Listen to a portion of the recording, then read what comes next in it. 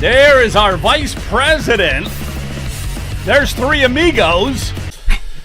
Look at that. They got Hello the there. shades. Welcome. Where are you at? Yeah, cool Florida? guy. You out in Florida? It is really warm here in downtown. In your The basement. future's so Right. bright for Brian, he's got to wear shades. Yeah. Everything's looking really bright. No, it's time for going that guy. incognito. Yeah. Look what we got here. We got ourselves Jennifer Gross here, State Rep District 45. Hey, everybody. Hello. Hey, Good to welcome, see you welcome. there. All right. Good to see you. Good to see you. Might have an unknown guest, George Satari, joining us. Possibly. He's supposed to. I told him specifically call in. All right. Well, we're going to talk. I want to talk some things and get in some insider information from our state representative, Jennifer Gross. So we will do that in a few minutes. But, you were telling me about this foundation for, it was a two-day session. I just clipped out maybe a minute of it. Politician in some way to get something done. And so we'll try to figure out how to do that. Also, real quick, this thing's been canceled for tomorrow. The property taxes, abolishing property taxes. We are moving it to the following week. Had to move it because they closed down the Auburn Career Center. It's closed tomorrow. What? You guys northern people can't handle the snow or what? That's right. We can handle it when it's 10 feet or less. I think we have like 14 feet of snow. Or so. It's ridiculous up here. It's crazy. Yeah. Seriously? Well, I'm exaggerating a little bit. yeah, it's been a little bit of snow. A few and feet. stuff like that. All right, let's get into this here. Let's get into what this guy for applied leadership. Where the heck? Oh, here it is. All right, let's talk about this for a There's second. another Here we go. path to power. A path less well taken, less understood, and in my experience, actually far more effective. Okay, let's set the stage here. This guy, he's going to explain to us the most effective way, Jennifer, the most effective way to start talking to politicians and try to get something done. Let's see what he has to say. Controlling the environment of those on the direct personal path to power, you control them. And to sort of sum up what we mean by that, which is us telling a politician, give me your vote or give me your seat. Wow. There are two theories of the indirect path to power. One is the education theory. We must educate X into the rightness of Y, and then we will get Z. The silliest form of this is we must educate the politicians. Think that might work? Please leave. You're unqualified to be here. If the education theory was true, taxes would be going down in most, if not all, of America. Because every poll that anybody's ever taken says that Americans think that at the very least they're taxed enough, and a lot of them think they are taxed too much. Here's the key takeaway point Here we go. Here's for the the entire weekend. So write this down. Unless you are politically feared, you will not be politically respected. All right, so let's break that down a little bit here tonight, because I thought, that's that 2-day seminar, and I got it all in 1 minute. How are you tonight, first of all? You braving all the cold? Are you doing okay? Yeah, I was just telling you, I'll probably hear it for saying this, but I've been a good wife today. I've done everything from sourdough baking to shoveling the driveway. There you I'm an go. Ohio woman. Ohio pioneer woman and legislator. Now I'm doing the legislator thing. So I was baking, I was doing manual labor, and now I'm sitting with you guys. That's awesome. Yeah, you're doing that Thank baking. you so much. Hey, that one law that you want to get passed, so you could actually bake and make some money doing it and stuff too. That's right. Yeah, we gotta That's look into right. that. That's my MICO bill. Yeah, The Micro Enterprise Home Kitchen bill. Mm-hmm. No, it's great. All right, let me ask you a question here. He says that there's only two things a politician responds to: pain and pleasure. That's being pretty, straightforward and blunt Sounds about like it. Pavlov. Is that? Yeah. What is he referring to there? Well, a lot of people think that if you bring a legislator up brownies or and I'm not saying now I don't respond well if someone says you effing. I mean, if people treat my staff that way, I don't feel like that's civilized, and but you can be stern and you can be opinionated, and you should be. But a lot of people feel like access, and he goes on to talk about this in the training. There is a 1-day training that I encourage everyone listening to this podcast today to find an FACL. That's called FACL for short, the Foundation for Applied Conservative Leadership class, and go take the class. It's about 1 day. And I believe it might be like $25 or I think that's about it. I don't think it's much more than that, but it's definitely worth it. But the gist of it is that you learn how legislators will actually move. And a lot of times, unfortunately, as you guys know, which is why there's such a big cry out for term limits, is that legislators get comfortable. They understand that people are not watching their votes, and some of them, and they lose track of why they went to Columbus or DC. And then they begin to play games with the people, and they aren't clear on how they're voting. And the people think that because they got a conversation with their legislator, that all of a sudden their legislator is going to vote the way they want them to. The reality is, like he talked about with pain, is political pain are things like sending, geofencing a legislator when you have a piece of legislation that you want passed and they're at a conference and you geofence everyone at that conference, or you email all of their donors, or you make sure that the whole entire neighborhood or their district only gets a mailer. And these are strategic. You are limited in your resources, so you have to not only have access to your legislator, but you also have to start up in your ante and up in the game. And that is what we call political pain. And I am a FACL trained, and one day when I'm no longer in the legislature, since I do know where some of the bodies are buried now after 5 going on 6 years, I will be teaching that class.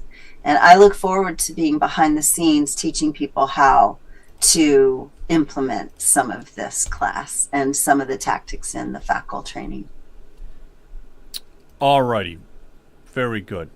So I don't know if that makes sense to people. Well, okay. It will when they take the class. I got you. Yeah. I mean, think about it. Yeah. Someone comes and sees me. They want to talk to me about, let's say it's rare disease funding. And they come and talk to me and they want $1 million for ABC disease. And they come in and see me and they say, this is in the bill and we really want you to do that. And I listen to them and I say, yes, I agree with you. This is a bad disease. And they leave. They tend to think then that I'm going to vote for them in that bill. Well, then I find out that it raises taxes on the middle class or whatever. The problem is they don't. They think that because they had access to the legislator, and they don't follow up, that the legislator is going to do what they're asking them to do. That isn't always the case. So maybe that's a good example. Okay, I gotta ask you a very, very big favor. And that is, I think due to the weather and stuff like that, we had a little technical glitch behind the scenes. Uh-huh. And I know we're running. The stream is going. You're fine, everything. But I can't get George Satari in, and I can't get our other guest in. So here's what we have to do. And it's live. It's live. We run into these kind of things. What I need you to do is, Jennifer, I'm going to have you go out. Give me, 2-3 minutes. Come right back in. I got to reset Zoom. All right. See ya. So give me 3 minutes, and in the meantime, we're gonna have these guys. So I was just going to ask if we were going to continue because I've got some comments. So Joe, just to clarify, we don't need to drop out Brian and me. You're going to no, keep it going, keep it going. I'm going to reset everything. Okay. Hey. Jennifer is going to have to go out. Is he in now? George. I don't know. George, are you in now? George, I see George. I see him You there. can see George. George, are you in the Zoom room? George is muted. He needs to Bear- unmute himself. Bear with us, ladies and gentlemen. We're working through some Okay, technical I'll tell you what, issues, Jen. There he probably is. having to do with the cold. Okay, hang on a second. Jennifer, you're going to have to go out of the Zoom. I'm going to have to get everybody out of the Zoom, and I'm going to have to start Are you over. sure? Yes. I see George there. Oh, I it's a- can't pull him up, though. I can't pull him up. Okay. it's just the Zoom. Trust All right. me. And George has to get out of Zoom, too, by the way. All right, was so waiting George, for drop 20 out and minutes. come back. And Yeah, in the there's George. meantime, There's George. All right, let me try one last time, but I don't think I can pull him in. George, are you there? Yeah, I was waiting for 20 minutes. oh, there he is. There you are. I hear him. I hear him. Okay, Jennifer left, which is okay, because I think that was part of the problem. She'll be Okay, right back in. so- It's a weird setup. I'm sorry. It's a weird setup sometimes that if a person comes into Zoom too quick and I haven't set everything up, then I run into problems. All right, George, you're out there, though, correct? Yeah, can you hear me? Yeah. Hey, okay. You guys talk. I got to set up this Zoom. Just go ahead and BS, but say All something. right, so I've got some comments. You go ahead yeah, and get work some on comments. that, Joe. Go ahead. Yeah, absolutely. So I've heard of FACL before, and again, that's the Foundation for Applied Conservative Leadership. The biggest question that I have, and I'll ask Rep. Gross when she rejoins, is does that gentleman, and does FACL talk about precinct strategy? Precinct strategy is a catchy name, but all it is basic civics in the U.S. It's applying our system of government to our government. And the idea, if and I'm not casting aspersions, I'm not pointing the finger. I've actually had very little exposure to FACL, but if they go through a whole training session and talk about taking things and meeting personally with legislators and sending postcards and making phone calls and using social media without talking about precinct strategy, or actually I'm going to reverse that. 99.99% of any energy of any organization like FACL, according to all the research that I've conducted over many years, has to be directed on precinct strategy, or we're barking up the wrong tree. I've come to that conclusion a long time ago. We have no skin in the game. We have no seat at the table until we become voting members of the Republican Party. And that's via precinct strategy. I'm going to use an analogy. Imagine across the United States if suddenly we dropped all police department staffing to 50%. Let's say the left succeeded, their whole ridiculous defund the police. Let's imagine for a moment that half of all police officers disappeared. They're gone. You're at half staff at police precincts all over the country in all manner. Now imagine you get a whole bunch of bad cops in there. What's going to happen? Crime will go up. That's the status of the Republican Party right now. The Republican Party is at approximately half participation. Half of the representatives needed to run our country aren't there. They're empty seats all across the country, probably, quite possibly, where you live, listening audience. Ohio is at about 50%. If we fill that and get actual, active, interested, participating members of our communities involved in the Republican Party, then all of a sudden that void of lack of power gets filled. I've been working on precinct strategy for years. There is a website, I've referred to it in the past. Again, that is ohioprecinctstrategy.org. Go there, get involved at a minimum, wherever you live in Ohio. Find ohioprecinctstrategy.org and figure out via your county who your local representative is. If there isn't one, consider running for that position and fill it. Fill it and get active and fight back against this. We're on the wrong path in the United States. We're going in the wrong direction. You and many of us together can work together to fix it. I'm going to put it in a little different context so that everybody knows the power and importance of this. It seems like Americans, patriotic Americans, are the least adept. We know the least about how our system of government works. We have people and adversaries from all kinds of foreign nations that are coming in and doing exactly this. They are taking over our government by using the tools of power within our government. Well, Americans sit around posting and tweeting and twiddling our thumbs. We have to find more people, and it's a tiny fraction. It's like 1/3 of 1% of the people who voted for Donald Trump in the last election. If they would simply get involved in politics, get involved at the local level, become that volunteer voice for the Republican Party, we fill up that void, and we then start challenging the corruption. We break up the uniparty. We give voice and vote back to we the people, and then anything we're talking about, any issue, bar none, nothing is off the table. We Can I break in, accomplish. Jonathan? Yeah, We go can ahead and accomplish break anything. in. Oh, I didn't know you were back. I'm just filling time for you to get back. So here, and to just piggyback onto what you were saying, the people, they're faithful Republicans, they grab their slate card, looking for the slate card, but what they're missing is that the Central Committee, the precinct representatives, are the ones who have already taken a vote and voted for who's on that card.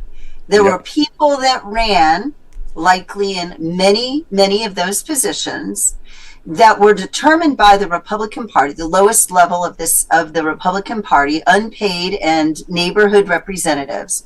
Those people go and vote, and they decide who's going to go on that slate card. So, and it's very difficult, and I wish it was easier. I've been a representative for 5 years trying to reach my constituency, and I still only have about 2,200 of 120,000 people on my newsletter list. And people don't know that I fought against, that I voted against the budget because there was no property tax reform. And they're like, you're not doing anything. I'm like, if you were getting my newsletter, if you had come to my town halls, you would know you can't reach people. So it is the same when a person goes to run the Central Committee at the local county level, and then those people, then you have a county that is a state Central Committee representative, and those people go up and vote at the state level, and they may or may not support what the local county decided they were going to do, of the person they were going to support. Case in point, Butler County endorsed Marcel Sturbridge. And there are other counties that are endorsing, but when your state Central Committee person goes up there, it's a secret vote. So we'll see what happens. But if Marcel we have 88 counties, let's say he gets, 50 endorsements, but then he isn't endorsed by the state Central Committee, then something is going on. I don't know what that looks like for him. I'm just saying what happened in Butler County. And he was, he was a long shot. I'm guessing people were surprised because Butler County is the 7th largest county in the state. Yeah. Marcel did really well there. He's running for Secretary of State. And let me ask you a question here, Jennifer, though. I want to get to the point where, okay, let's say we're not running, because that's a small group. That's a very, very tiny group of people. We all need to get involved. So what is it, from your standpoint as a state representative, that would, the arm twisting, so to speak, that we have to do to convince you or someone else? What is it that gets your attention from like the grassroots and to motivate you? They want to meet with me, and I will meet with them. I have office hours every Monday, so they'll meet with me, but then they need to follow up, and then they need to be regular attenders of my town hall. They need to know what I'm doing. They need to say, hey, we're watching you. And then they need to say, if you don't vote this way, for instance, limited government, lower taxes, I happen to have 100% on the Turning Point Action and the JBS survey. I'm the only one in the House who has both 100%. But they need to say, hey, we're looking at your scores. We're watching your votes. I know how you voted, and hold people accountable. Because what's happening is the rhinos realize that people are not paying attention. So I was thinking about this election that's coming now. I'm like, I wonder if the people know so-and-so voted this way. I wonder if they even know No, they don't know. They don't know. They don't know. That's the big. Nobody knows. They go into the voting booth, and I see people flipping coins. Heads I'm voting for this person. Tells they don't know. But let me ask you another question here. I'll then go around the table a little bit. But okay, not so much. All right, you are one state rep out of 99. So in order to get anything I wish done, I was queen. And what's that? I wish I was queen, but we got rid of those. In order to get anything done, we got to get 50 state reps on board. We have to get the majority, 50 on board. That's right. How do you go about doing that then? How does the grassroots, do they have to go by 50 people like you and talk to them and schmooze them and everything else, or what? Now the lobbyists are doing that already, correct? Isn't that what the lobbyists are doing? Yeah. So the lobbyists are lobbying for their issue. Let's say I love oil and gas, but let's just say it's oil and gas. I'll pick on them because I like them. But let's just say they have an issue, and we are in a process right now where we're having energy issues. No, let's say it's nuclear, and they want to build a new nuclear plant because nuclear is clean energy, but it's going to take time. But they have a bunch of green energy representatives. They're going to go and lobby for nuclear energy, and they're going to go rep to rep in Columbus for their issue. They may even write them donations, but that it's unethical to pay to play, right? I mean, I have never voted a certain way because someone wrote me a donation. I can honestly say that, but I can tell you that they will write checks to people that carry their bills or that vote yes on their bills, and they go around and they meet with all the representatives to move their issue forward. So to have someone, let's say it's the Tea Party, because that's why the Tea Party was so significant. Now, Westchester, Liberty, we lost our Tea Party in general, but that's why Tom Zastowski, and We the People Convention are so important, because Tom Z was leading the state Tea Party. But the opposition came around and tried to disparage all the Tea Party. But when there were multiple Tea Parties that were led by one head, Tom Z, they were a lot more connected and joint. So let's say it's Butler County. Let's say it's Cuyahoga County. Let's say it's Champaign County. Well, I don't know what counties you guys are in. I'm sorry.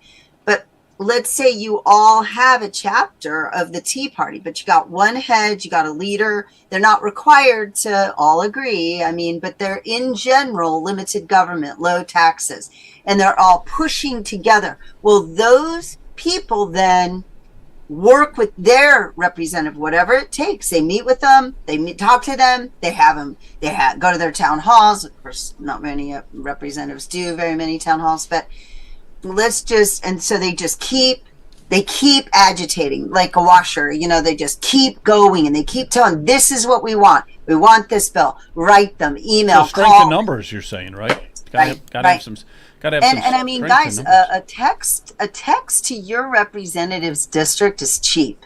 There is no reason why some people wouldn't have like $300-500 sitting around. Seriously. I mean, I know it's a lot to some, but I mean, if you really, really care about your issue, you pass the hat in your Tea Party or whatever, and you send a text message out to an entire district. There are a lot of people who will do text for you, and they can get your list for you, and they send it out, and the legislator thinks, oh my gosh, you would never, it's different with your petition for abolish property tax, but it's better if you have 50 individual letters going into that rep than one paper with 50 signatures on it, because 50 looks like a lot more than one piece of paper, if that makes sense. And one other thing there too now, and I'll go to George next, and then I'll go to Brian. Does it matter if it's a text? I mean, does it matter if it's an email or if it's an actual physical piece of paper? Emails are fine, right? This day and age. Emails, I would say, for me, honestly, are even better, because I feel like our mail, and this is no affront to the House in any way, but I don't feel like I always get my mail in due time. So an email is instant. It goes there. It also becomes public record. The paper becomes public record, but an email is easily, if the media, that's another thing people can do. I wrote you. I want this issue. I never heard from you. I've written you 5 times. And then you public record request your representative and say, look, I wrote you 5 times. I never heard from you. And that is political pain.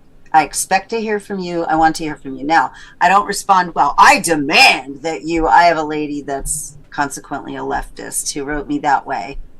And my 2-year-old never said that. So, I mean, you do need to you can be firm, you can be direct, but you should be polite, because our staff works really, really hard. I'd like to implement some AI, but I only have one staffer, just so you know. I'm going to be a chair of 2 committees. I have 1 legislative aide. I don't even have one that's full-time for me right now. I have a new one coming in, and I have a constituent aide, and that's all I've got. Wow. So a lot of people think that you guys pay for us to have a lot of staff, but we don't. Okay. George, are you out there? Do you have a question for the Jennifer Gross, State Rep 45?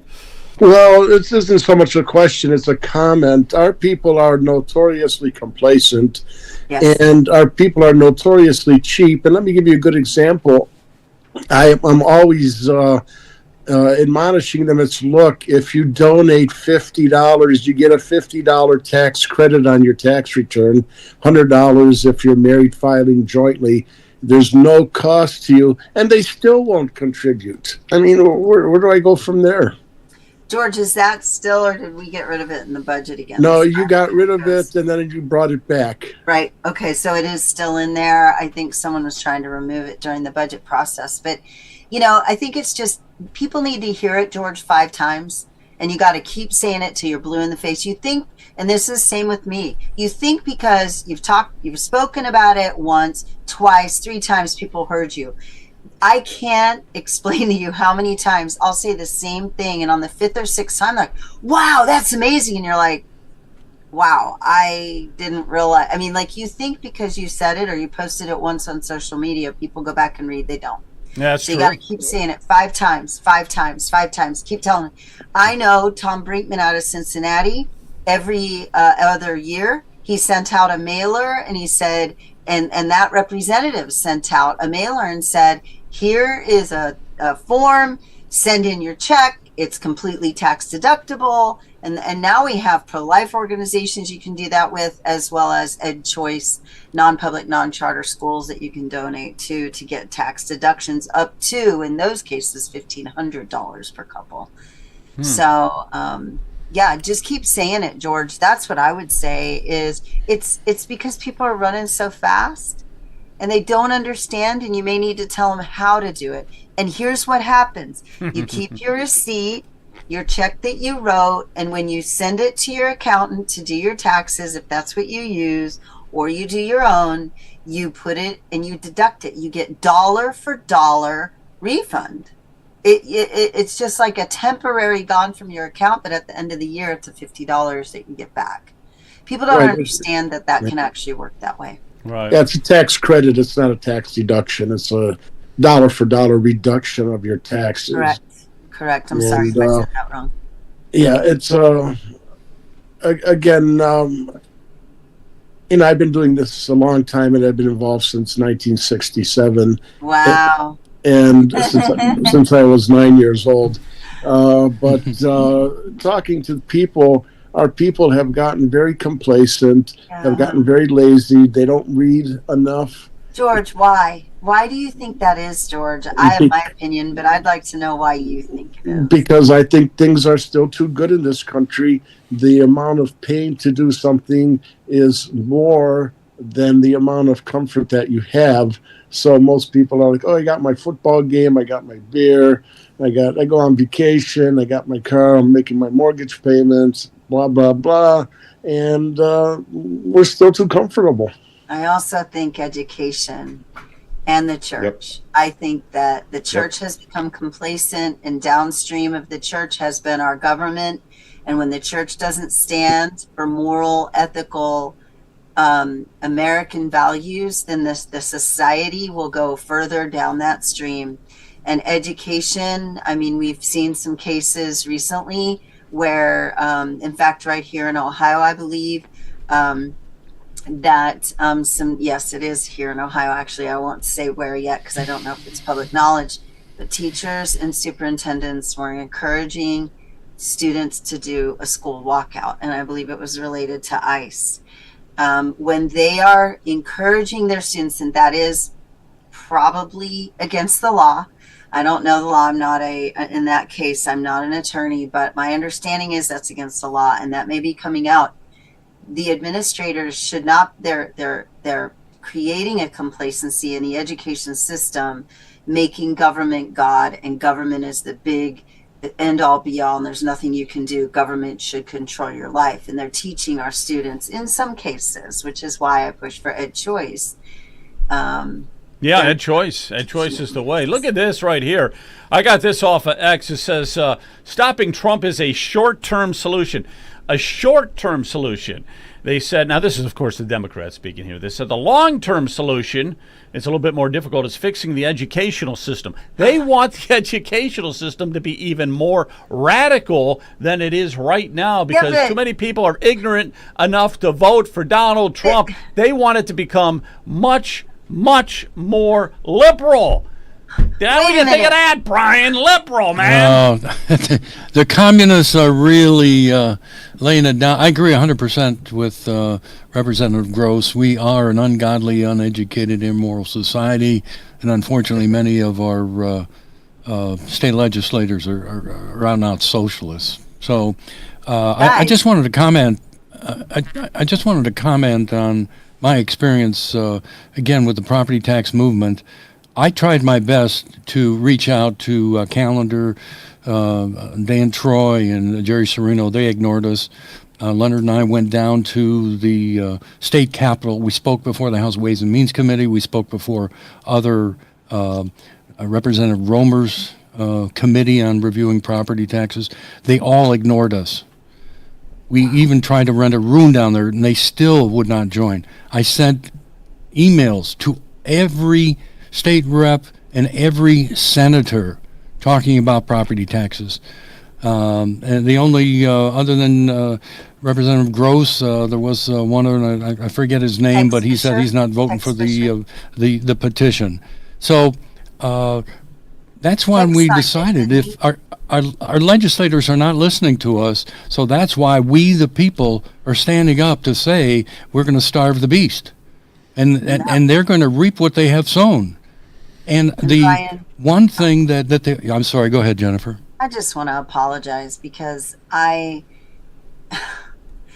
worked my whole 5 years, going on 6.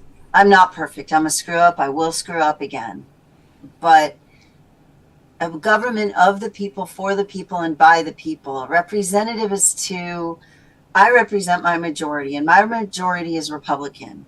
And I represent everybody when it comes to the Joshua Alert. I mean, we can't agree on everything, but to not listen, to not even be willing to have an audience with the people that you represent.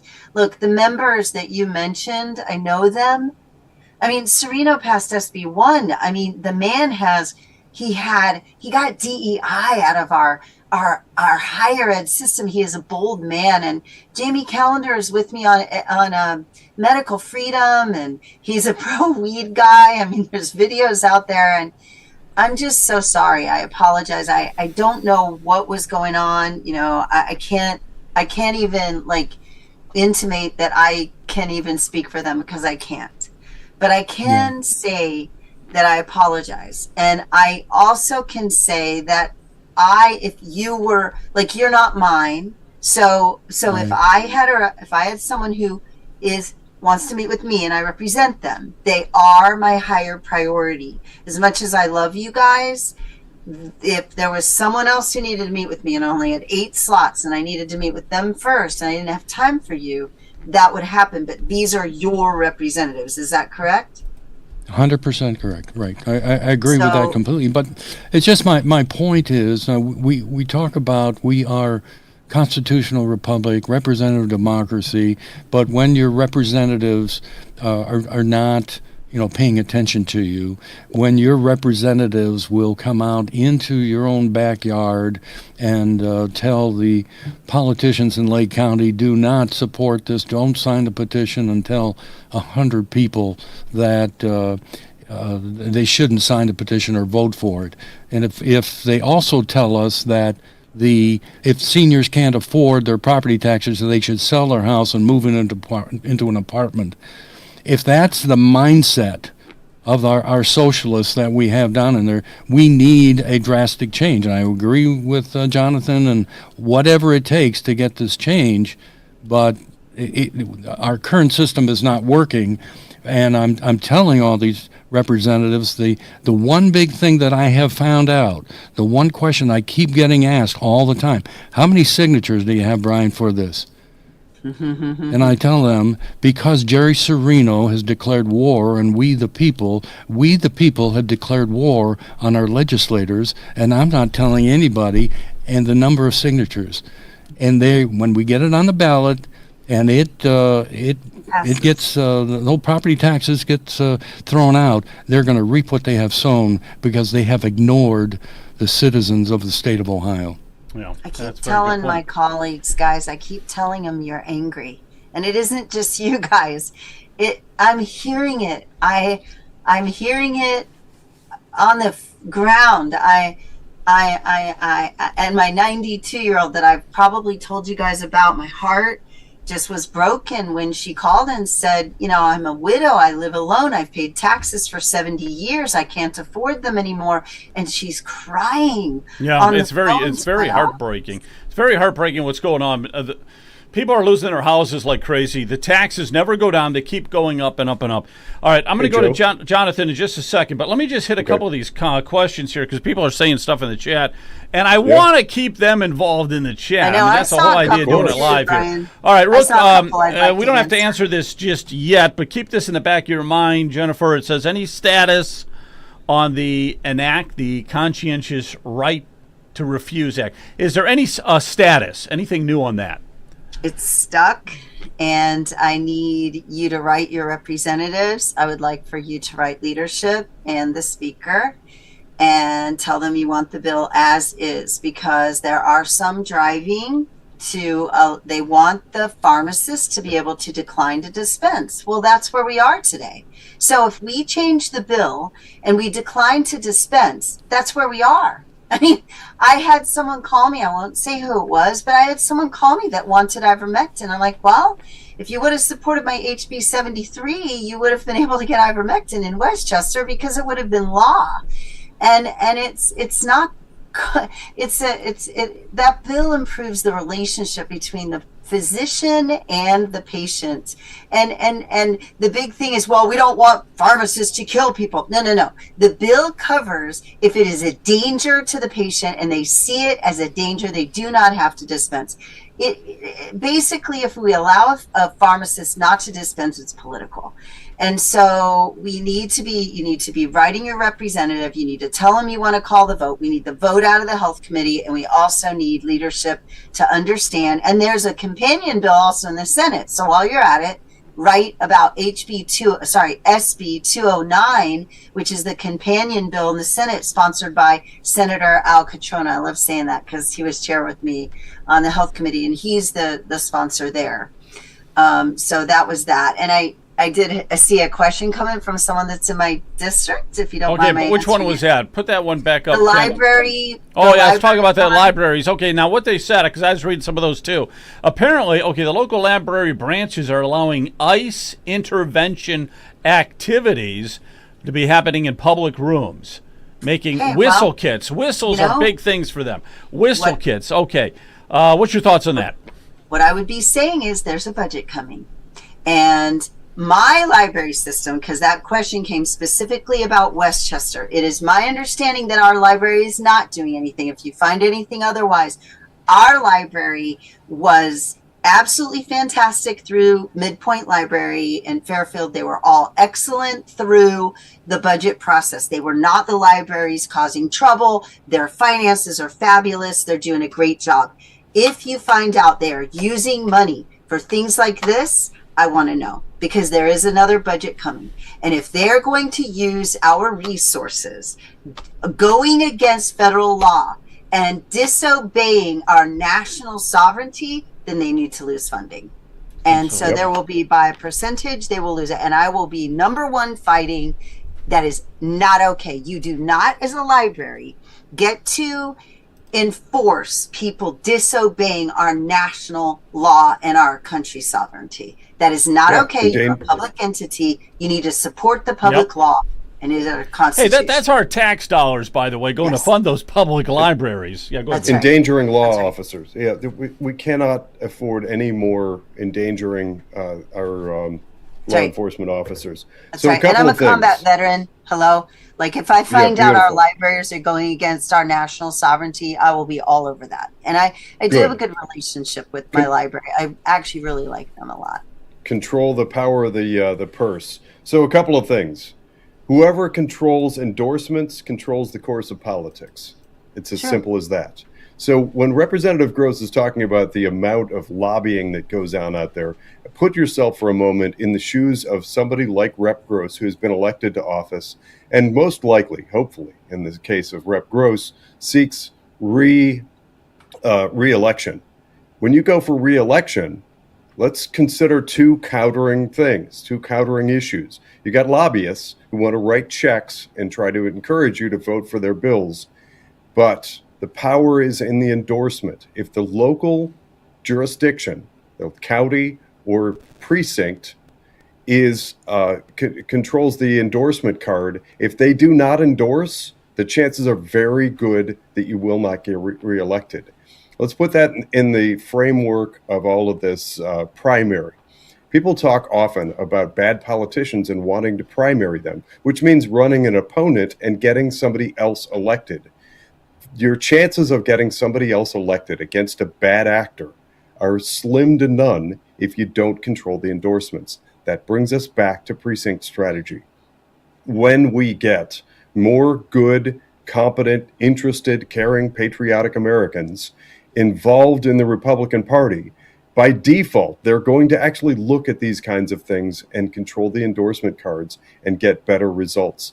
What that will do, it kind of like building a sports team. Right now in Ohio, I hate to say it, but we have a lackluster sports team. The ORP, the Ohio Republican Party, we need a lot better skill players, to use that sports analogy. It's been said, and I believe this is true, the most important, most powerful position in all of politics is the precinct committeeman. It may not seem like it at the local level, but we can and do control virtually everything that happens in politics. A few more things. In a previous Ohio political news, there were some comments that were made about Ohio Advocates for Medical Freedom. Stephanie Stock has been a guest on this program a number of times. There was a misstatement referring to Ohio Advocates for Medical Freedom as an entity that does endorsements. They do not actually endorse. What they do are cards that rate the behavior of politicians. And you've seen those out there. They're great, A through F. I like those because they give a good, clear indication. So I'm not saying when I talk about precinct strategy that there aren't other things that can be done. One sec.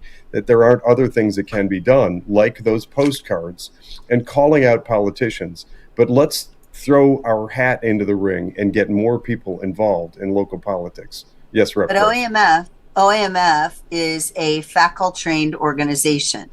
So a lot of legislators, and I want you to hear me well. Try to hear me when I say this. I mean this in the best possible way, as my Southern friends say. People call OAMF sometimes you'll hear legislators say they don't like their tactics. The tactics they use are the foundation for applied conservative leadership. You guys got to put your gloves on and you're going to have to up it the ante. And so that is why, and why do legislators say that? They don't like political pain. Someone else who uses those tactics, Ohio gun owners. So you look at some of the grassroots that are actually dropping legislation and moving legislation, they are using some of these tactics. And a lot of Ohioans, because we tend to want to go along to get along, because that's who we are. We have a lot of German heritage. We don't like to make waves. I'm serious about this. I love who we are as a state, and I love our character and I love our personality. But a lot of people don't like conflict. But where does not having conflict with your legislator get you? Sometimes it works that maybe you get heard and they actually do what you want. but sometimes you got to up the ante. And I understand when I say this that I could be the victim of that. I do understand that. And I have been with a particular issue. And when someone calls me un-American and a friend of Soros and a traitor the week of Memorial Day, and I'm the only veteran on that committee, I take that personally. And those people use those same tactics. But I would say to you, I'm going to dig in. When you tell me I'm a traitor and I'm un-American and I'm the only combat veteran on the committee, those are fighting words. So Yep. I'm still mad at those people. Good. Keep punching. Yeah. Let's read this text here.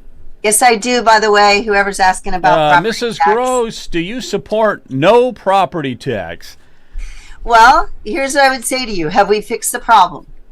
We haven't yet. I understand that the people are angry. We passed 6 pieces of legislation. I voted for every one. That is why I voted on the crap budget, was because there was property tax reform in there. I voted for every one. So, if the legislature isn't going to fix the problem, is it radical to abolish property tax? Absolutely. Is it going to be screwed up in a mess? Absolutely. But we are a government of the people, for the people, and by the people. And if your representation cannot fix the problem, then the people are going to have to. And if we haven't fixed the problem, then yes, I'm going to support the radical fix. And I did sign the petition. So, do I think it's going to have its issues? Absolutely. Is everybody going to be happy? Absolutely not. But have we fixed it? And how long are the people expected to wait? I would say to you that sometimes it is draconian in this case. It feels draconian. But if your legislature has not heard you and they are not listening, then it's time for the people to take the rightful place in the government of the people, for the people, and by the people, and get this on the ballot and let the people You make said it. You're sounding a lot like They're this guy. taxed enough, and a lot of them think they are taxed too much. Here's the key takeaway point for the entire weekend. So write this down. Unless you are politically feared, you will not be politically respected. Yep. I agree with that. Okay, I got a couple questions here, so we're coming up on 8 o'clock. I got to ask George. George, do we have Casey or Kerry Coleman? Is he going to be able to make it tonight, do you know? I sent him the link for 8 o'clock, so he should be He's chiming here. in. Oh, wait a minute. I think he is here. Yeah. Hey. Well, Okay, good. That Kerry- was one Kerry of the might be notes I joining was us. going to bring up, if nobody else did. Okay, I'm second glad thing. Kerry's joining us. Yeah, he is joining us. Second thing is, Kent, do we have any announcements you want to make? And, well, let's do this. We're going to have to probably wrap it up. So, Jennifer, and you could stay on, too, if you want to talk to Kerry Coleman. He's running for the Amelia Sykes seat for Congress. So he is running. Amelia Sykes, the Democrat, she does have an opponent. Of course, he's got Kerry's got to win the Republican primary first. He's got to win the primary. He does have some competition there, and then I'm sure he will, though. And then he's got to go on and take on Amelia Sykes. So we do have an opponent for her, which is so he'll be talking about that here coming up in just a minute. But so, what can you leave us with? What do we have to do to get some changes made? Common citizens. What do we got to do As a to make you leader- change your mind? Stuff like that. As Go a ahead. leader, I would say to you, you can't ever, ever, ever give up. Churchill was a weird kind of guy sometimes, right? But I would say to you, you must never, ever give up. You cannot give up hope. You can't rip your sackcloth and act like you're all depressed. You have to keep fighting. You get up again. That's the spirit of Ohio. It's the spirit of America. And you keep fighting. Don't give up on your legislator. Please keep writing them, keep calling them, and the squeaky wheel gets the grease. I've been extremely busy. I have not had an aide basically for 4 months. So if you're writing my office and you're not getting a hold of me, someone asked about libraries. They have blue libraries. Write me. I will put that in my file, find someone near you that might be willing to support you. and just, keep on, because I will not forget if libraries are getting ice in there. I will fight. I will fight for you. I will work with my library system so that they're not harmed by what I'm doing. But ICE cannot use libraries to do those types of things. But the gist of it is, to be a leader and a combat veteran that I am, you have to keep fighting. You must keep trying. You can't just give up and say, I'm not going to get involved. I'm not going to do this. Pericles said, you may not, and this is going to be my last final thought, you may not care about politics, but politics cares about you. They're counting you in numbers. They know you're there and they need you. Don't forget.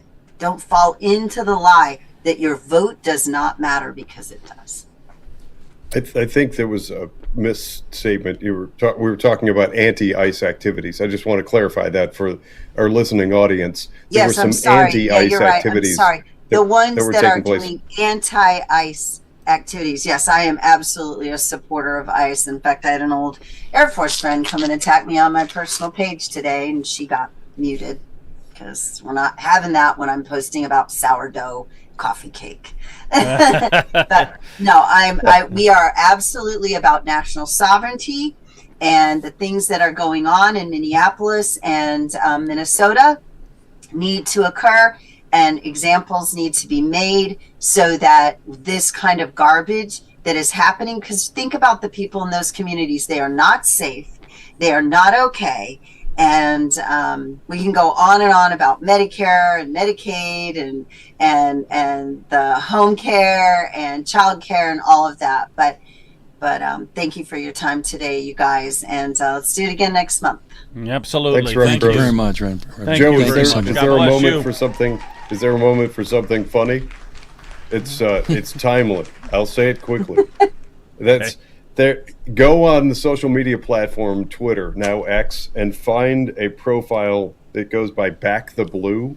Apparently, what they're doing in Minnesota is sending out through those like ICE tracker.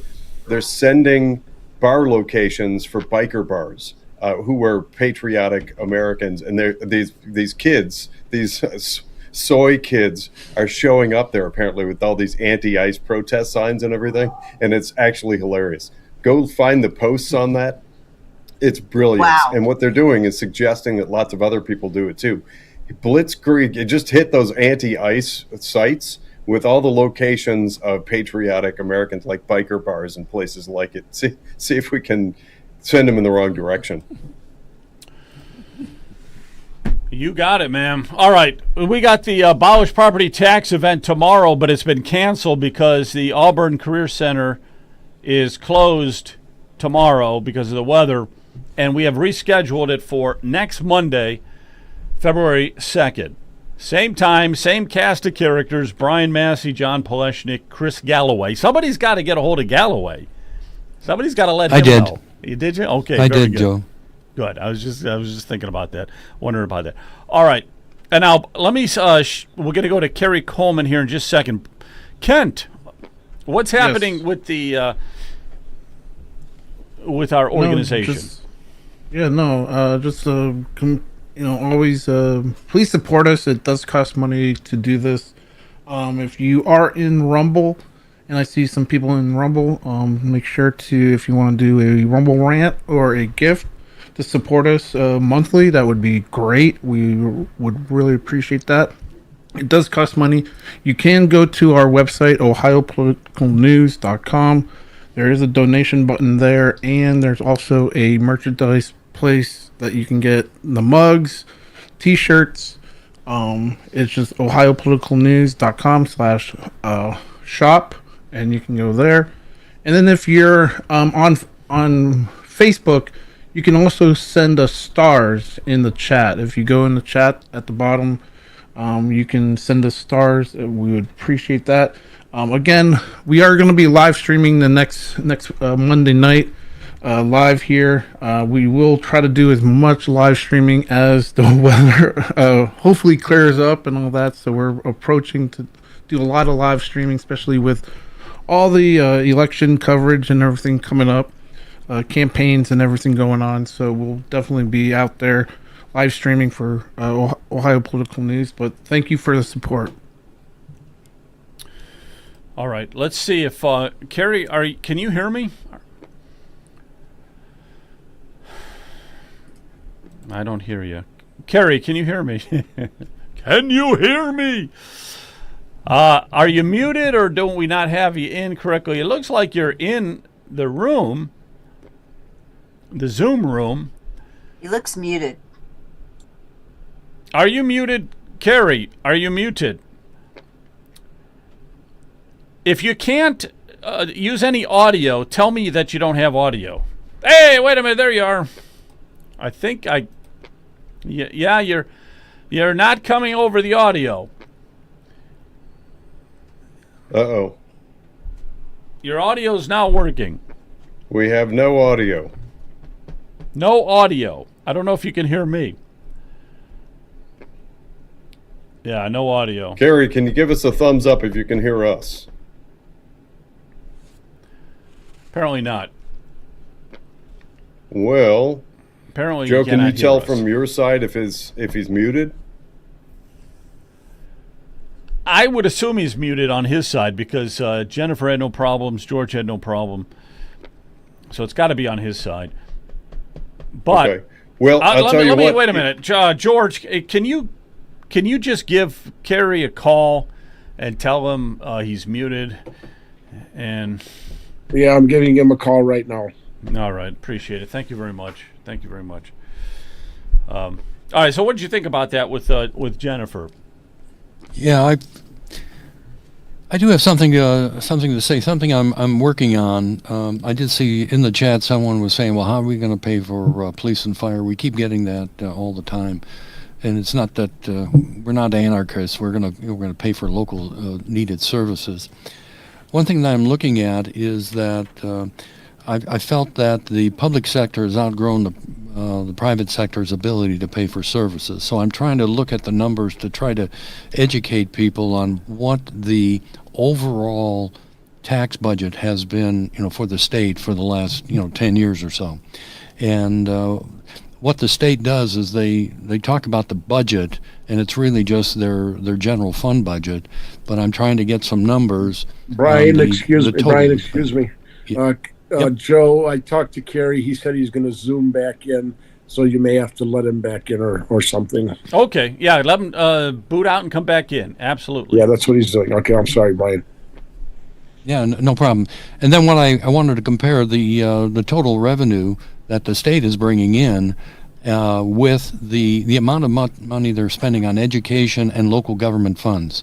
I think what has been happening is that the state is taking in money, and they decided during the case here to cut in half the amount of money that they were giving back to local governments. So what that has done, it's put the pressure on the local communities to raise income and or property taxes to pay for police and fire. So the state has to be a little more receptive in doubling the local government funds, and they're not doing it. So that's going to be one thing that we're going to be pushing. But I'm just going to try to work to get the numbers so that I can show everybody what I'm talking about. Well, I've got some representative example. If you're still working on that Zoom, I'll interject and piggyback on what Brian just said. So Brian is in Lake County, Ohio. It's just to the east of Cuyahoga and Cleveland. And in our last show, during the course of the show, I pulled up numbers for the school districts in Lake County. Their total budget, most recently reported, is a sum of over $505 million for one county in Ohio. And some of the school districts in that county of Lake are reporting approximately 50% proficiency. So this is a failed experiment, but dramatically failed. It's not educating children. In fact, we're finding the results are horrible, academic and otherwise. And when we have school districts with 123, 122, $67 million, we have bloated budget with a lot of fat to be trimmed. We need to scale back on all these administrative, the consultants, all of the third party, all of that stuff, because it has failed us in academics. Academic proficiency, the old adage, academics and education is the key that opens all doors. We have a lot of kids in Lake County and other places that are going to experience locked doors in their future. We need to do a better job, and we can do it easily, way more efficiently than a $505 million budget for the county of Lake. A lot of Lake County is rural, for heaven's sakes. I agree completely, Jonathan. We've talked about that before. But when I mentioned to people, and they said, well, we've got to do this for the children. I said, well, do you know anything about the proficiency scores? And they said, well, no, but we still have to do it for the children. So as we were talking about earlier in the show, that we really have an uneducated, populace that they don't know how government is run, and they're just not involved. So that's not frustrating. It can't be. It's not entirely true, because we're seeing a mass exodus from government-run schools, which is also adding to the just insanity of the thing. We're declining student population and dramatically, constantly increasing budgets for school districts. So the school districts seem to do kind of ever worse, with rare exception. They seem to be doing worse and worse, and require things like softening of academic proficiency standards while the student body is going down, meaning they have fewer students in the building. And at the same time, we have these pushes for added revenue, added taxes, more levies, more money. They were overfunded dramatically a long time ago. $505 million? Good heavens. That's way... Some of them are $32,000 a student. Way too much. Let's try it again. Let's try it. How are you there, Kerry? How are you doing? Doing fine. Can you hear me now? Oh, I hear you. Very, very good. Yes, I hear you very, very good. It was the snow. Yeah. You're taking on, I want to say, District 13. 13. I wanted to say District 13, yeah. And that's Amelia Sykes' district, and you're going to be going up against her. Of course, you first have to you first have a primary that you're going to have to take care of. But of course, after that, you'd be taking on Amelia Sykes, the Democrat. She's a strong Democrat, and it's going to be a tough battle. How are you tonight? How you doing tonight? Strong in what way? We'll get into that. Yeah, okay. Let's get into it right now. Then let's start throwing those punches. We got it. So what can you say about Amelia Sykes?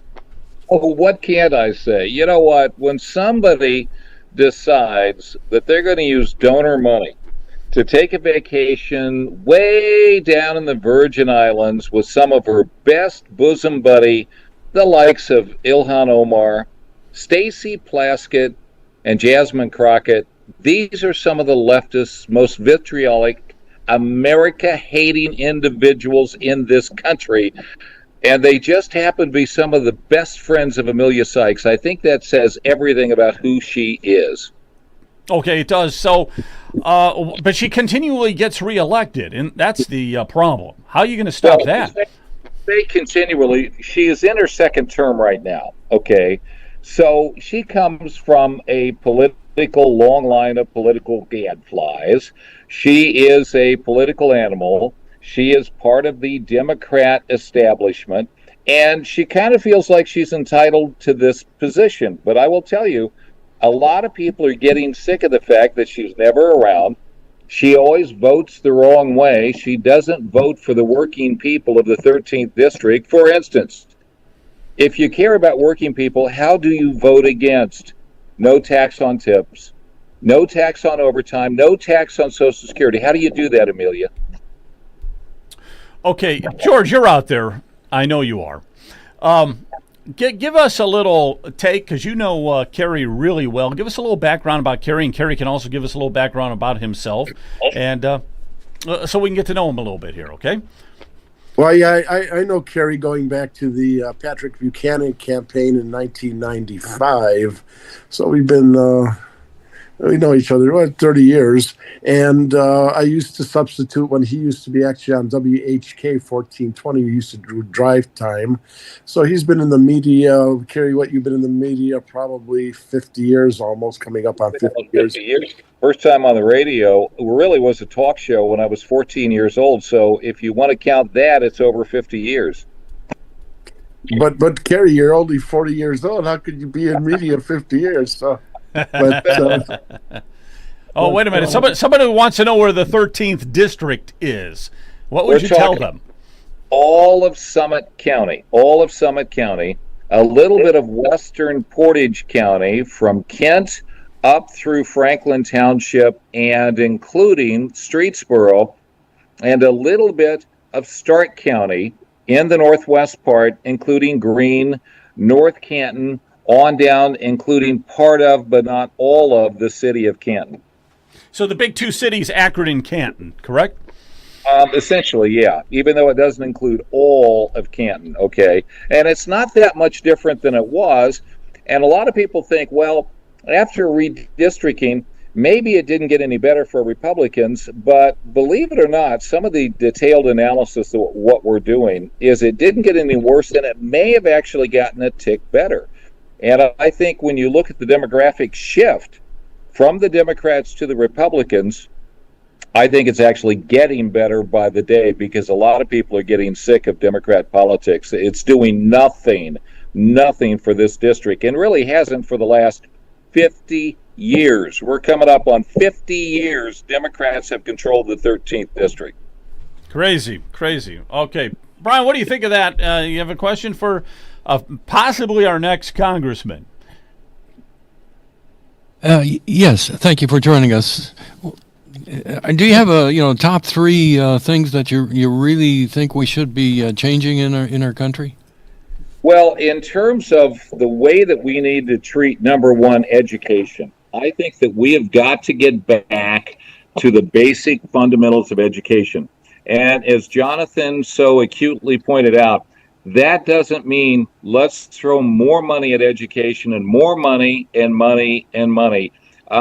There's a disconnect right now between the voters and the taxpayers and public education. And when we take the national teachers unions and the ideologies that they want to spread to our kids, it's not healthy. It's not good. And Jonathan's done a lot of research, and he's been on my show, radio show, which we had to, in fact, suspend here last week. There is no doubt about the fact that public education, when you look at the scores and proficiency, the ability to read and write and think, and also love your country and love yourself, it's in trouble. So I would love to be somebody that says, do I support public education? I support quality public education, and it's got to be cleaned up. And I will tell you, I think the homeowners, the voters, whether you have kids in school, did have kids in school, or never had kids in school, this is something that is so critically important to you. Another thing is, generally, as a general statement, taxation. When somebody like Amelia Sykes stabs the working people in the back when it comes to, as those things in the big beautiful bill dictate, it is going to be less of a tax burden going forward. And I would like to see less of a tax burden, less government, and government work more for the people instead of the people working for the government. In the 13th district, I feel like we work for the government, not the other way around. And the other thing that is very, very important in this area is certainly crime. Crime has gotten to be so bad. It's hard to get the statistics. It's hard to get the real information about how much crime there is, because we know these blue districts actually pad those numbers, or they act like certain crimes don't even exist, or they put them in youth categories and don't report them. But crime is a major, major problem. You said for three things, but I'm going to give you four. The other thing is, generally speaking, regulation that has caused your water bills, your sewer bills to go sky high and threatens to make them go much, much higher. Regulation that in fact affects everything you do, to the price of your car, to your work environment, and the things that will allow you to be productive and live a decent, unencumbered life with all of these regulations that cost you money and a lot of toil, a lot of angst. So it's a whole litany of things that I think we can make the 13th district better. And let me say one other thing. Of all of the money that is being invested in this country, Donald Trump, President Trump, has said something like $25 trillion has been earmarked for investment into this country.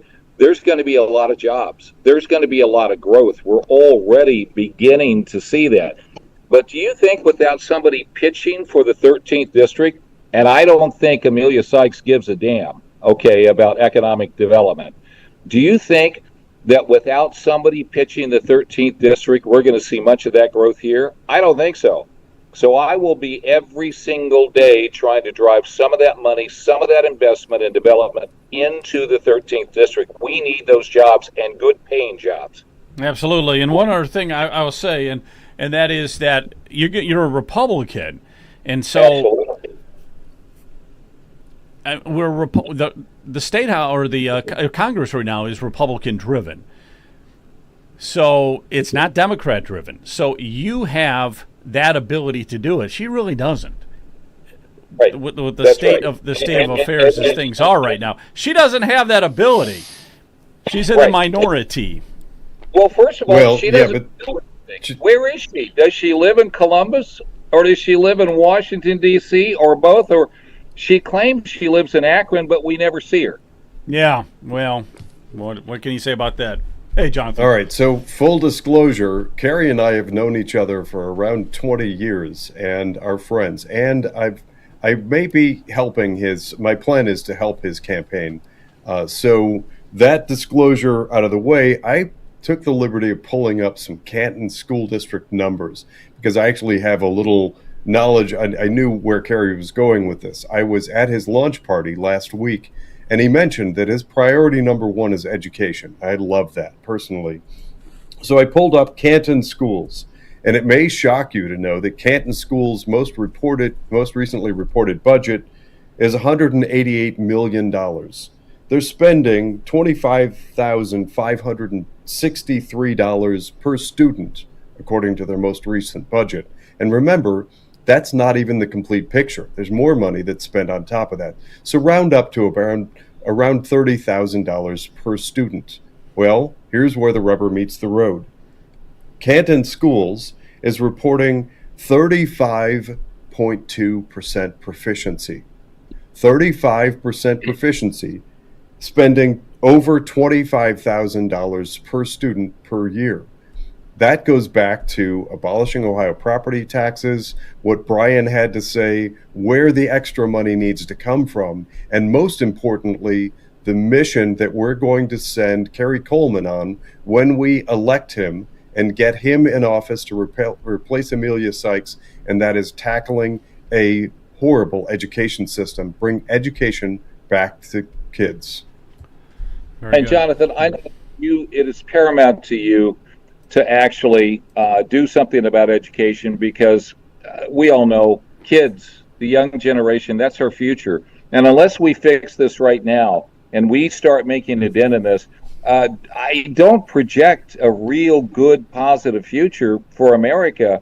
Who's going to do the work? Who's going to be our politicians? Who's going to be leading this country?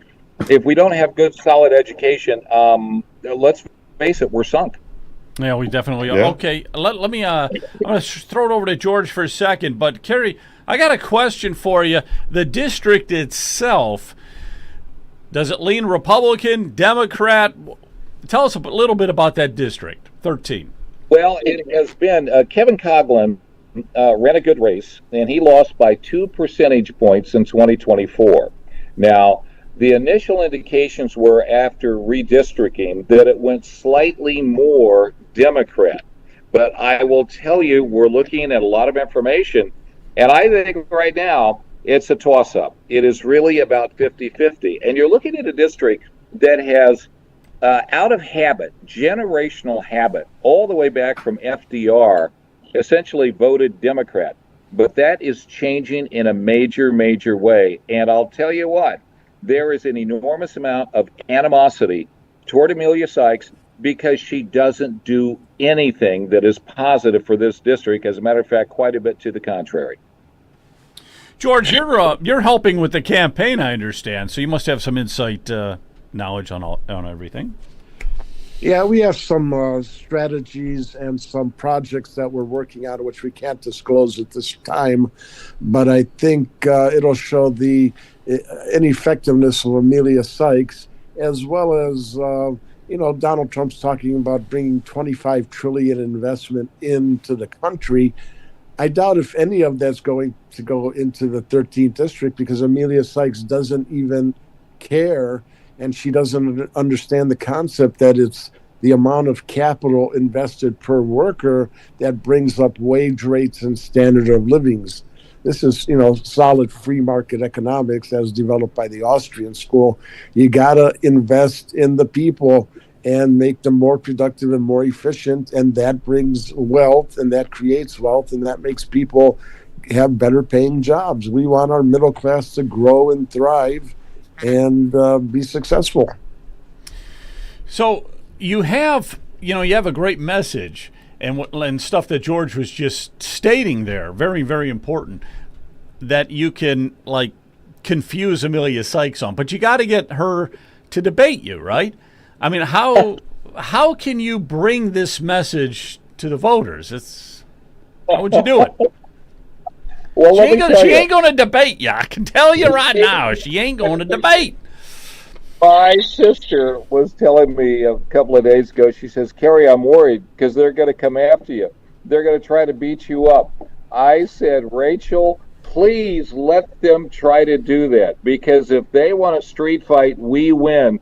She likes to campaign on Zoom calls. Pardon, we're doing this now, but it's the best way we can do it. And it's a live, active debate that we're doing here, discussion. But she likes to give you a little Zoom presentation, operate out of her basement, give a few emails, but never show up and never answer about the questions, about the issues.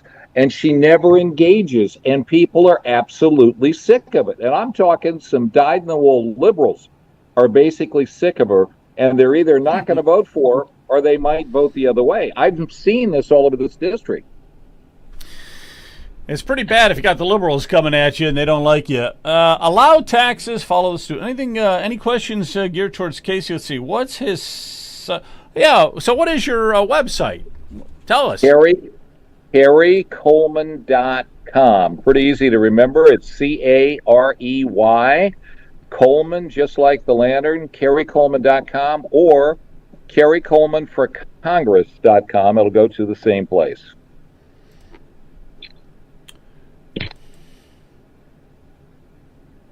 Yeah, we appreciate you stepping up, Gary, for doing that. That's really great. We wish you would debate you, because I think that you would quite easily handle her. So if there's anything that we can do to help out and get your name out there, we'd be glad to do it.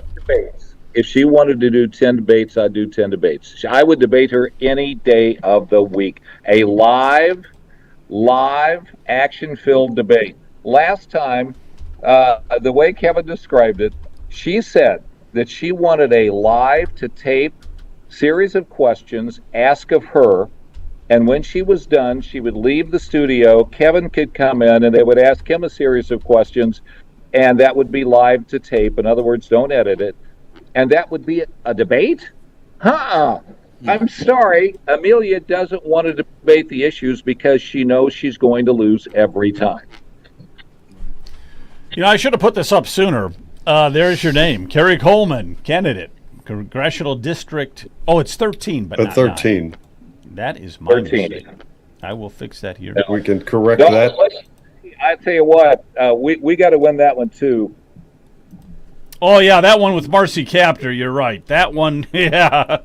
Now, let me ask you a question on that a second. Now, what do you think about the way they did the redistricting? Did they kind of lose some, courage and gave into the Democrats? Because we could have gotten more.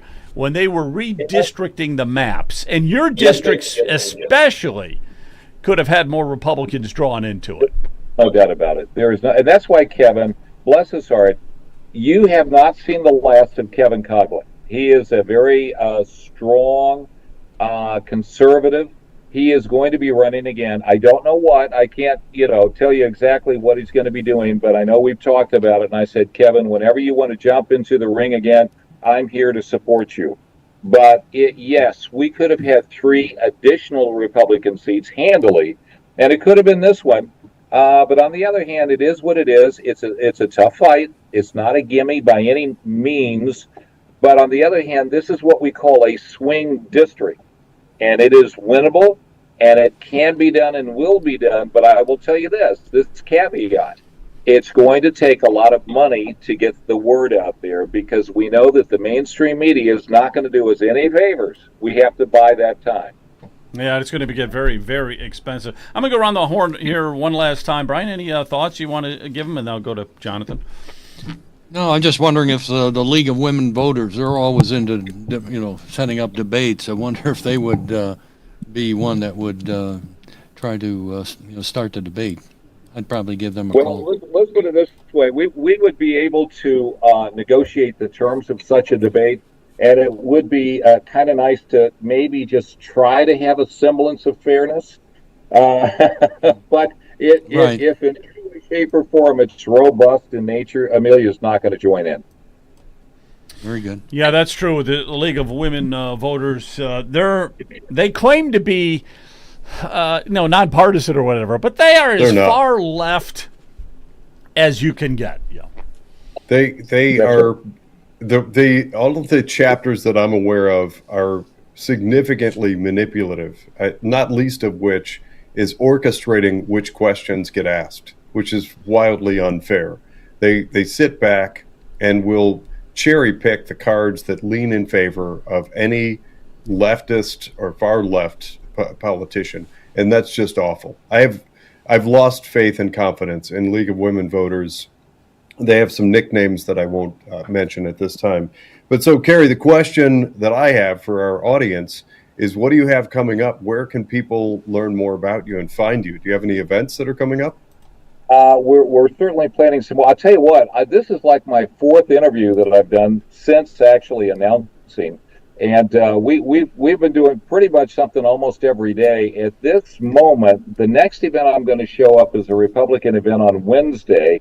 But I promise you, on our website, we'll be scheduling all kinds of events. And especially as the weather gets a little bit warmer, we've got some fundraisers that we're going to be putting together, and we'll be making some announcements on that. We'll put them on KerryColeman.com. But I promise you this much, I'm going to be everywhere trying to reach this district and trying to let people know there's a new face here. And guess what? We're going to be a part of this district. We're going to be tied to this district. We're not going to just leave and go to Washington and say, thanks for your vote, see you later. That's not the way this is going to work. I don't need a title. I need to be able to be allowed to do the work for this district, and that's what this is all about. All right, very good. Hey, I'm going to give it last question over to George, but somebody made a donation, it says. Just made a donation to your campaign, R.H. Wagner. So thank you for doing that. George, anything you want to say? Kind of wrap it up tonight. Well, Gary covered a lot of issues that he wants to discuss during the campaign. One of them from different sources, Catherine Austin Fitts, actually a Rand Corporation study. Do you know the amount of waste, fraud, and abuse in the last 50 years from banksters getting unnecessary money, from fraud like the one in Minnesota, to military overspending, misspending, to just the USAID scandal and different things. Most people think I'm going to guess $50 trillion. You're just missing one digit on that. It's 150 trillion over the last 50 years, so about 3 trillion a year. So look at our national debt, almost 40 trillion. It dwarfs that number. We could have the whole debt paid off. We could be prosperous. People can be wealthy. People can be focusing things like true education, scriptures, studying of religion, and getting involved in the great debates of life. But we have to work and subsidize illegals and all these other kind of people who hate our country. It's just ridiculous. So I'm going to focus on that number. So we'll make it a nice little campaign promise to root out this kind of fraud, waste, and abuse. So also, unbelievably, well, not surprisingly, really, when did all of this ICE agitation, all of these attacks on ICE actually start? Because quite honestly, we've been rounding up across this country illegals with ICE pretty much all of the Trump administration, the second term here. And by the way, Obama did it to thousands of illegals with ICE in a very similar fashion. And there were no riots. There was nobody trying to block the streets or attack ICE agents during Obama. But coincidentally, these attacks on ICE just started when the fraud scandal busted loose and became available for public information to the American people up there with the Somalis in Minnesota. Then they started attacking ICE to divert attention away from this massive fraud in this country. It is very coincidental. Yeah, it's very good. That's a good point. Yep. Yeah. Yeah, all of it started then, and we're going to have to turn our attention a little bit to Ohio. There's a lot of fraud going on in Ohio with the Somalians and everybody else, and we got 5,200 daycare centers. We've got to start scrutinizing that. Lots of fraud going on in Ohio too, but if you are a disadvantaged person in terms of low income, you need help, and the Democrats always say, we're going to give you everything, we're going to help you. A lot of those people are extremely angry tonight because those Democrats that promise to help are giving that help that Americans deserve to illegals, and they're fighting to make sure that that continues to happen, and they're trying to cover all of this waste, fraud, and abuse, mostly going to illegals. And I want to tell you, disadvantaged people are ticked off, and I don't think that they can vote Democrat. You're absolutely right. Well, thank you, Kerry. We're probably going to wrap it up here unless somebody has a Joe, I have parting one. word. Go ahead, Gary. Go ahead, George. Go ahead. One final comment. I've come up with a short but sweet campaign slogan that can be easily remembered. Yikes! It's Amelia Sykes. So I got you. Yeah. Hey, so if you do come up with these signs, yard signs and all that, have you thought of is it just going to say Kerry Coleman, or is it going to say something like, yikes, don't vote for Sykes, vote for me, or anything catchy? Or Listen, we do intend to have some fun with this, I guarantee you. Yes, we're going to have fun with it, but we're also going to be very focused on the issues. And I can tell you right now, I want to work for the 13th district and make it better. And you know what? It's local, it's state issues, it's federal issues. I'm not going to ignore any of these issues because this district needs help right now. We can make it better, but Amelia Sykes has done nothing to further the interest of the people of the 13th district. Thank you very much for having me. all right, Kerry, thank you. God bless you. Hey, Thanks, Kerry. God bless everybody. See you soon, everyone. Take Good night, all. care.